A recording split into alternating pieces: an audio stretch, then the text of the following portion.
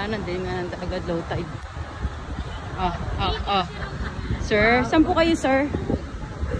Ano po hanap niyo, sir? Sa hotel. Kailangan niyo po ba ng masahe, sir? Wala na pang.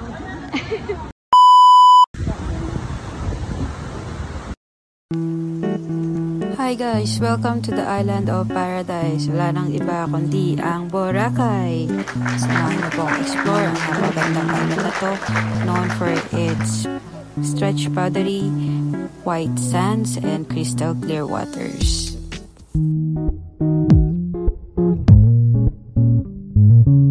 So fast forward na po tayo guys, nandito na po kami sa Terminal 3 ng NAIA around 5:30 in the morning. Kasi po ang aming flight is around 7:40 in the morning. So kailangan po at least 2 hours before the flight, nandito na kami. Meet nyo po muna sa ating kasama si Frenny Elvira, aking BFF. At syempre aking mahal si Papa Albs. At ang aming mga kasama si Tita Betty at si Marcy. So guys, proceed na po kami sa check-in para diretso na po kami sa may domestic flight. Na po nakapila na kami. Kaso pagpasok namin, to be announced pa po ang aming gate. So waiting pa kami. At habang nag-wait kami, medyo nauhawat na gutom kami. So punta muna kami dito sa Siomai King. Hindi po sponsor yan ha. Nahaw lang talaga kami. So, bilhin muna kami ng water and then nung na-announce ang aming gate 132, punta na po kami sa gate namin para sa aming flight announcement. So guys, fast forward na po tayo ulit. Nandito na po kami sa bus transfer at ito na nga po ang aming photographer, si Marcy. Gusto pa niya magpa-picture. Pakunin niya yung camera. Picture daw. Yan, proceed na po kami sa aming aircraft. At syempre, ang mga aswang di po papatalo. Aray, ayan po. Yan. So, kailangan lagi mo kakakip ang ng mga mukha. And yun na nga guys, nandito kami sa aircraft. So, we're about to take off. Waiting na po kami sa aming travel going to Boracay. And syempre, pabilisin natin. Fast forward na po. Nandito na po tayo. Arriving na. Ayan na po. Nandito na tayo sa island ng Boracay. So, makita nyo po yung maliit na island dyan. Nandito na po kami sa aming location. And waiting na lang po kami na makalabas ng aircraft.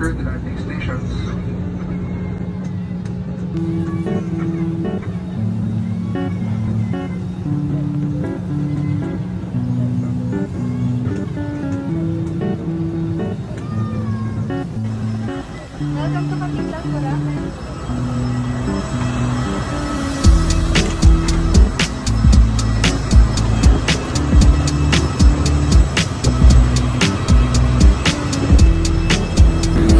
Guys, we arrived at our destination, Boracay. Nandito na po kami sa Katiklan Airport sa arrival. So, fast forward na tayo. Nilalakad na kami papuntang arrival.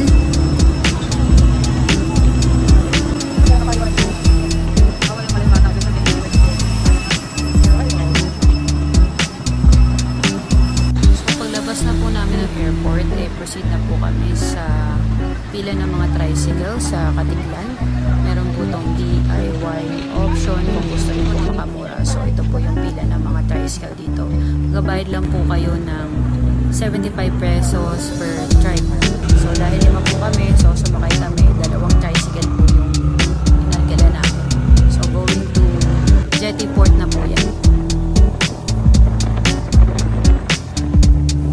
So, yun guys, pagdating po namin dito sa Jetty Port, ay medyo maging conscious lang din po kayo kasi meron po dito nag-o-offer ng travel insurance na akala nyo required pero hindi naman po. So, proceed na lang po kayo sa loob at magbayad kayo ng terminal fee at ng environmental fee. So, ito na nga po, sumakay na kami ng Roro ba to? Boat. Let's say boat na lang. Ito po yung DIY option. So, 50 pesos po ang binayaran namin per head aside from the terminal fee and the environmental fee.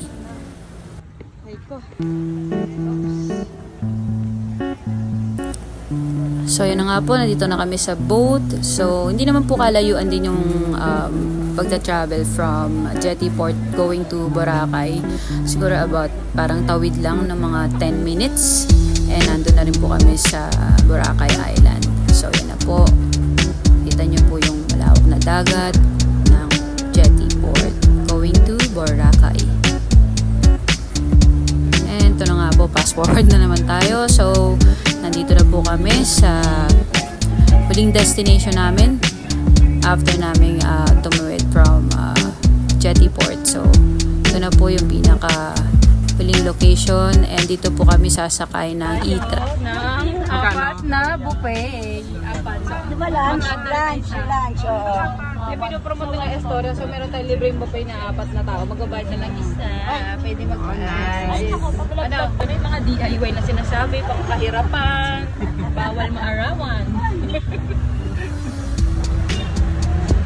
Kasi pagkakaunto ko kayo, parang patambakan yung ulo ko. Saan ang Kasi yung tricycle bilang Mariba. Ako nga sa likod, yung kapiling ko, nakaladlad yung likod, sabi ko parang nasa akin. Napatigil yung pinakas na rin yung ulo. Sa likod ka kasi mo po. Kapasyon dito.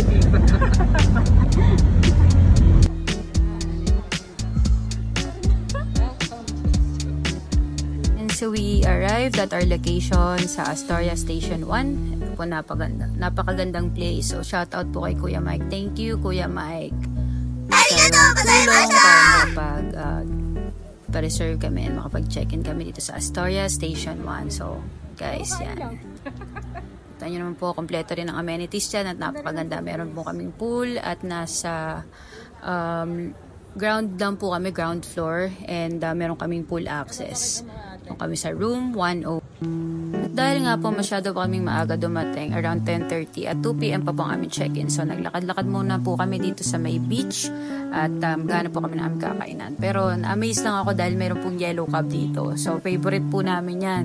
In fairness naman po sa Boracay, napaka-develop na po ng lugar na to, and marami po kayong mapupuntahan na makakainan na mura. Kung kayo po ay medyo nagbabudget lang, meron po kayong makakainan dyan na mga fast food chain, meron din po mga restaurant, pero depende po sa choice nyo.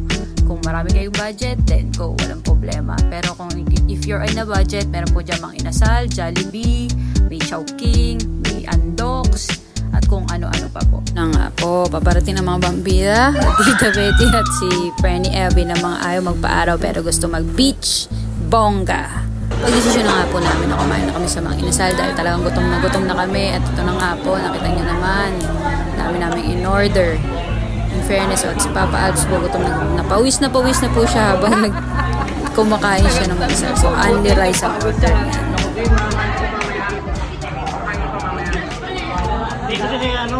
Kumakain naman na sila dito sa Mamaya may buffet pa po kami, dinner buffet. Kaya pa guys.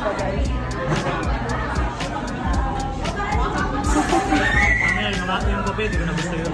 Kasi mga fancy food na yun. So kasi na yung mga ganito, yung mga pang-candy rice. And yun na nga po, so tapos na kami kumain at meron na pong tinawag ng kalikasan. Yun nga po, nakita si Frankie after mag-analyze. Kipit na yung dalawang pan.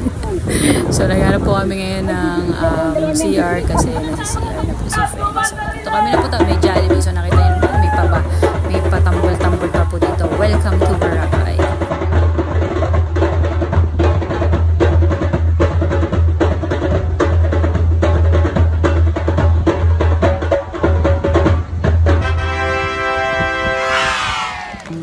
So, after food namin mag-lunch, nakapag-check-in na kami around 1:30. So, thank you dahil 30 minutes na paaga po namin check-in. So, ito na po ang aming room sa Astoria Station 1.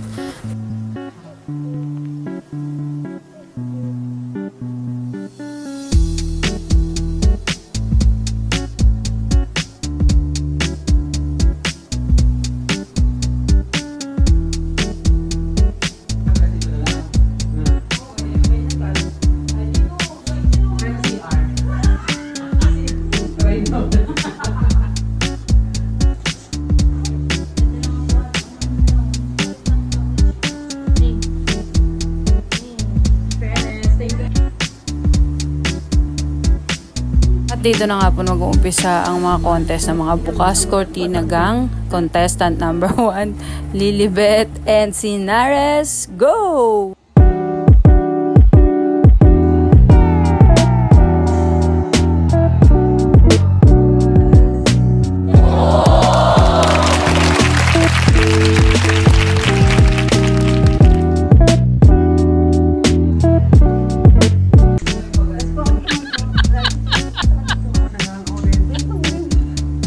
naman po, tawagan natin ang contestant number 2. Franny Elvira. Ooh.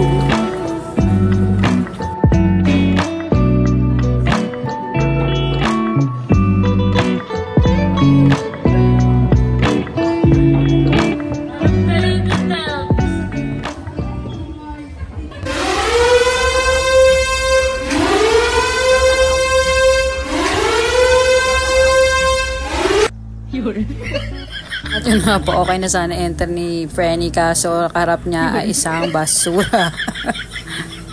And now guys, bigyan namin kayo ng very quick tour ng aming room 108 dito sa Astoria Station 1. So, let's start!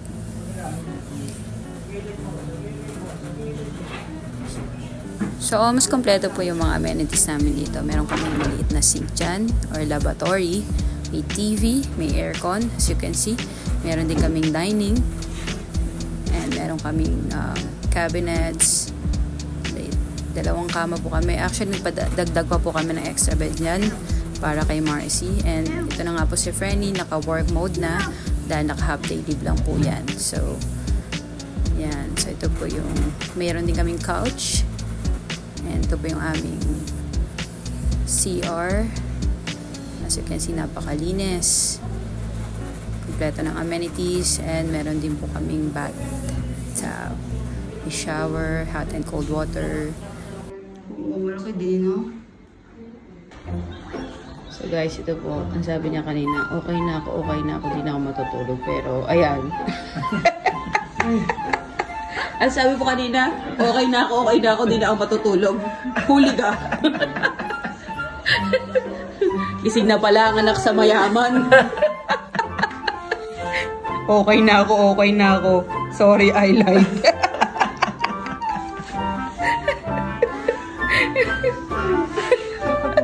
Ano? At dito na nga po nagtatapos yung part 1 ng aming Boracay Escapade 2024. So, abangan pa po yung mga kaganapan namin hanggang sa susunod kong vlog. Enjoy and God bless you all.